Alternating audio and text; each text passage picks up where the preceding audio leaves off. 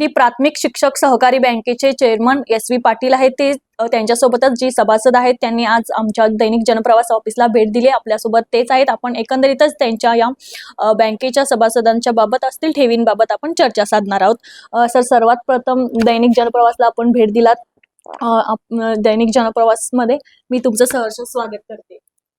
आज या ठिकाणी दैनिक जनप्रवासाच्या माध्यमातून आम्ही या ठिकाणी सदिच्छा भेट दिल्यानंतर सोशल मीडियाच्या ह्या टीमनं आम्हाला ह्या सगळ्यासाठी पाचारण केलं आणि शिक्षक बँकेचा जो ह्या सगळ्या वाटचालीचा जो लेखाजोखा आहे, हा लेखाजोखा तुमच्यासमोर मांडत असताना गुरुजनांच्यासाठी चालवलेली ही बँक आज कोल्हापूर जिल्ह्यामध्ये एक समृद्ध बँक म्हणून ओळखली जाते आणि या शिखर बँकेचं चेअरमन होण्याची संधी या निवडीच्या माध्यमातून आम्हाला मिळाली।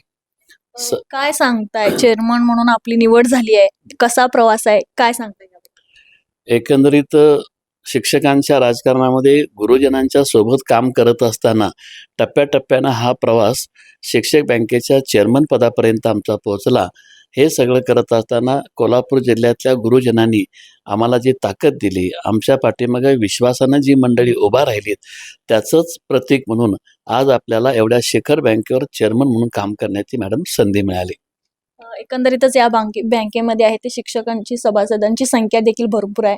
मात्र या सभासदांसाठी आपण काय विशेष योजना वगैरे राबवणार आहात काय? शिक्षक बँकेच्या माध्यमातून आज आम्ही काम करत असताना आमचं असं लक्षात आलं की 750 कोटीची उलाढाल असणारी ही बँक 6777 सभासदांच्या माध्यमातून कार्यरत असताना या सभासदांना राजश्री शाहू स्वाभिमानी आघाडीच्या माध्यमातून आम्ही इथं निवडून आल्यानंतर मॅडम जो काही वचननामा आम्ही प्रसिद्ध केला होता की सभासदांना 1 अंकी व्याजदरांना आम्ही या ठिकाणी कर्ज पुरवठा करणार आणि गेल्या अनेक वर्षापासून जे सभासद या डिव्हिडंडसाठी वंचित राहिलेले होते त्या सभासदांच्यासाठी आम्ही 7.5, 8 आणि पुढच्या वर्षी आम्ही 2 अंकी स्वरूपामध्ये लोकांना आपण डिव्हिडंडचं वाटप करणार आहोत। एकंदरीत गुरुजनांना त्यांच्यासाठी चालवलेली बँक ही कशी आदर्शवत आहे हे समाजासमोर आणून गुरुजनांचा अधिकतर उद्धार कसा होईल हे आमचं सध्याचं विजन आहे। आताच तुम्ही सांगितलं की आदर्श बँक घडवण्यासाठी तुम्ही प्रयत्न करणार आहात। मात्र जे शिक्षक बँकेचे जे व्यवहार आहेत त्याची पारदर्शकता जपण्यासाठी आपण कोणकोणते पावले उचलणार? शिक्षक बँकेच्या माध्यमातून आपण UPI सारखी एक नवीन योजना नजीकच्या कालावधीमध्ये कार्यान्वित करत आहोत। त्यामुळं शिक्षकांना अपडेट राहण्याच्या माध्यमातून घर बसल्यासुद्धा अनेक सुविधा गुरुजनांच्यासाठी आम्हाला त्या ठिकाणी उपलब्ध करून देता येणार आहेत। या बँकेच्या माध्यमातून जे काही नवीन अपडेट बँकांच्या माध्यमातून पुढे येत आहेत, गुरुजनांच्यासाठी असा एखादा पर्याय आपण करावा आणि गुरुजनांना ते अधिकतर सोपस्कर व्हावं असाही आमचा नजीकच्या कालावधीतला मॅडम विचार आहे।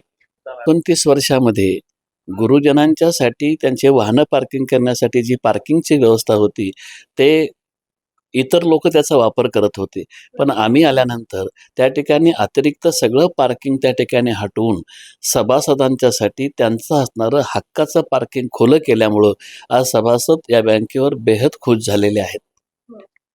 आत्ताच आपल्यासोबत जी प्राथमिक शिक्षक बँकेचे चेअरमन आहेत ते एस.व्ही. पाटील सर आपल्यासोबत होते। एकंदरीतच बँकेचा प्रवास त्यांनी आपल्यासोबत यावेळी सांगितला। यासोबतच जे बँकेतले शिक्षक सभासद आहेत त्यांच्या देखील प्रवासासाठी आहे ते बँकेच्या वतीने वेगवेगळ्या योजना राबवण्यात येत आहेत। त्यासोबतच त्यांचे व्यवहार आहेत ते पारदर्शक ठेवण्यासाठी देखील महत्त्वाचे पावले त्यांच्या वतीनं उचलण्यात येत असल्याचं देखील त्यांनी यावेळी सांगितलं। सर, जनप्रवासच्या या कार्यालयास आपण भेट दिली त्याबद्दल आम्ही आभार या ठिकाणी व्यक्त करतो आणि आमच्या शिक्षक बँकेला या पुढील वाटचालीसाठी मी भरपूर शुभेच्छा देते। कॅमेरामॅन आकाश कांबळे सोबत मी अमृता पवार, जनप्रवास लाईव्ह, कोल्हापूर।